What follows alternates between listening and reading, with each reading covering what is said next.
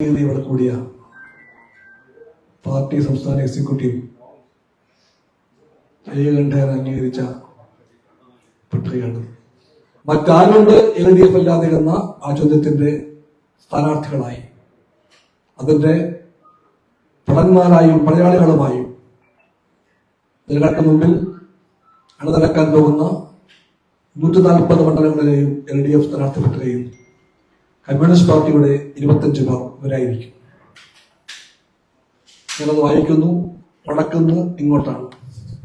Kanhangad advocate സഖാവ് Govindan Pallikkappil, Nadapuram advocate സഖാവ് P വസന്തം, തിരുവരങ്ങാടി സഖാവ് അജിത് കൊറാടി, മഞ്ചേരി മുസ്തഫ VM, അദ്ദേഹം സ്വതന്ത്രനായിട്ട് മത്സരിക്കും LDF പിന്തുണയോടുകൂടി.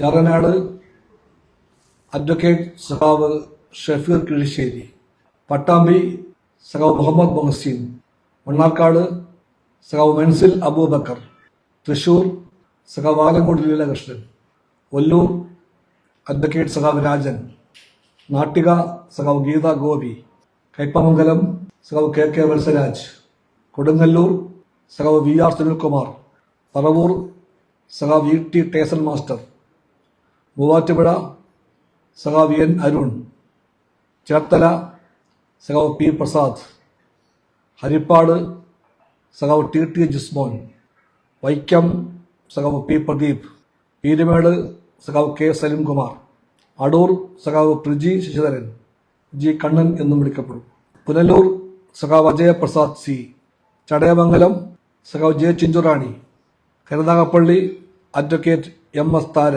ചാത്തന്നൂർ അഡ്വക്കേറ്റ് സഖാവ് R രാജേന്ദ്രൻ, നെടുമങ്ങാട് അഡ്വക്കേറ്റ് സഖാവ് GR അനിൽ, ചെറിയൻകീഴ് സഖാവ് മനോജ് B ഇളവന. ഇതാണ് 25 CPF സ്ഥാനാർത്ഥികൾ.